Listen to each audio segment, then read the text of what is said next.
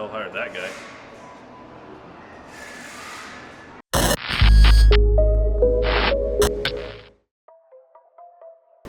Why hello there, if you guys couldn't tell by that intro, here beneath my butt I have something that I am super stoked about. It is the new ETS Axleback for the 22 WRX. Today we're going to be installing it, give you guys plenty of audio clips, some decibel tests.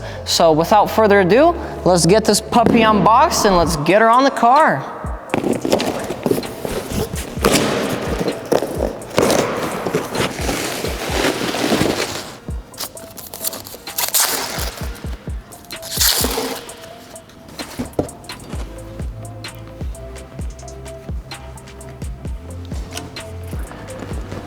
All right, so what do we get in the box? Well, the exhaust pipes themselves have some hardware, some gaskets for the flanges, and a couple of ETS stickers.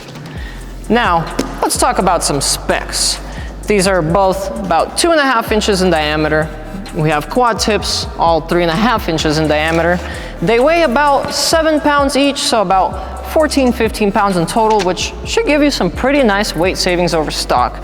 Now, they do also have a couple of options. You can get the Axleback muffled.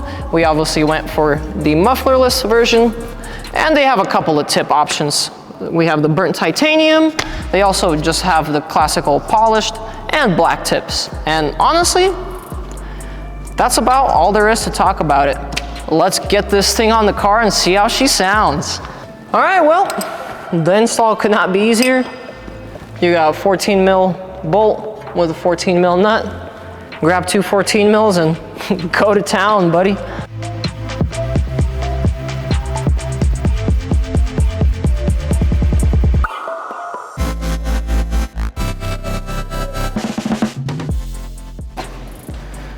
So it looks like the stock muffler weighs a whole 13.4 pounds, but with this ETS Axleback system, you'll reduce your Axleback weight by about 50%. Not bad at all. All right, grab either side of the Axleback that ETS provided and stick them through the exhaust hangers. Some WD-40 will be your best friend here. You're probably gonna wanna do the hanger that's towards the front of the car first, and then do the back one second. All right, once you have one of your Axlebacks a little bit into the second hanger, grab the gasket that ETS provided, as well as the hardware. Throw washer on up against the head of the bolt. Gently slide your gasket in. Make sure it's aligned with the bolt holes. Now pull that axle back down a bit.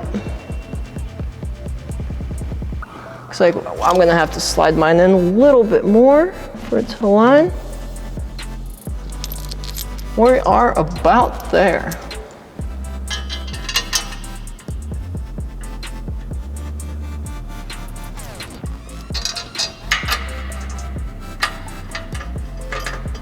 All right.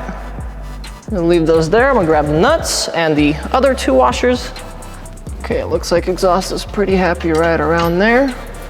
Now it's time to just get these tightened up. Something I didn't know and failed to mention, the ETS hardware is actually 12 and 13 mil. So the bolt is a 12 mil and the nut is a 13 mil. So you're gonna need some of those.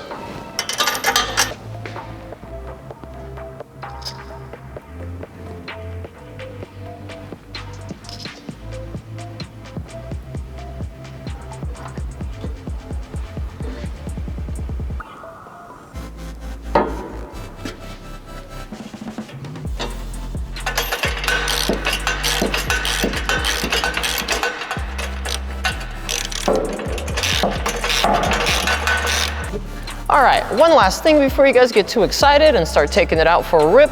Make sure to grab a microfiber and some alcohol or any degreaser really, and make sure to get all of your either fingerprints or like car grease, whatever else you could have gotten on the new exhaust pipes while you were installing it, or else that stuff might get burnt in, and then you're not gonna have fun trying to get it out. And yeah, after you're done that, go out and enjoy it like I'm about to.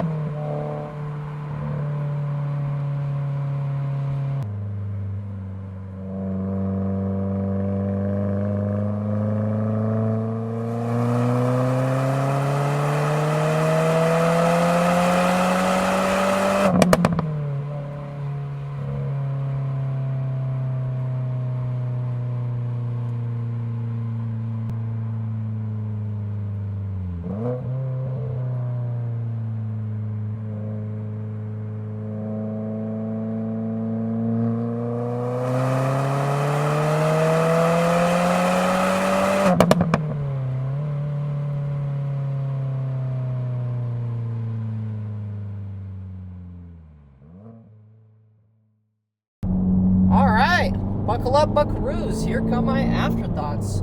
First thing I immediately noticed when I took it out is that for not having any mufflers, it's still surprisingly pretty quiet. Keep in mind, if you do have carrot neighbors though, the cold start is still pretty dang loud. Actual tone-wise, down lower in the RPM, it's really grunty and deep. It's almost like a hobo choking on a meatball. And then once you start getting past 3,000 RPM, the tone transforms into this like sophisticated, distinguished gentleman.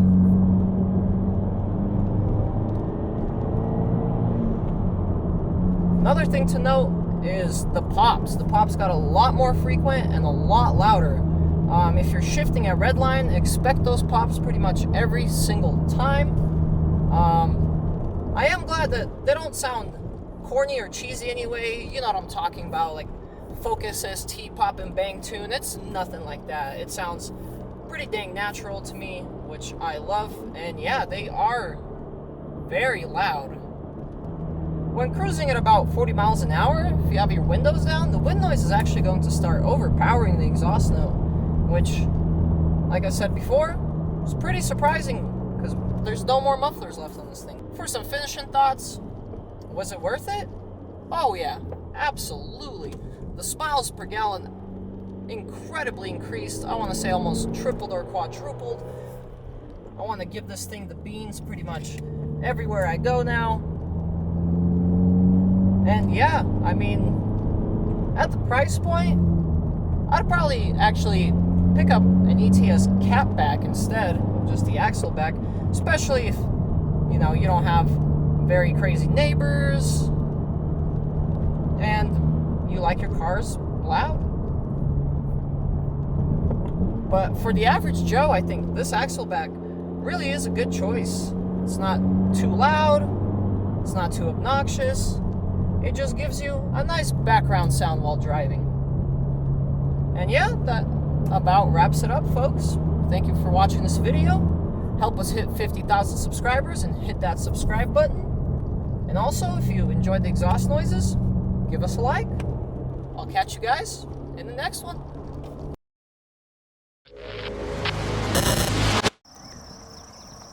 Steve Irwin here. Looks like we got a wild Utah hawk pitched up on the post. What a beautiful sight. Oh, there he goes.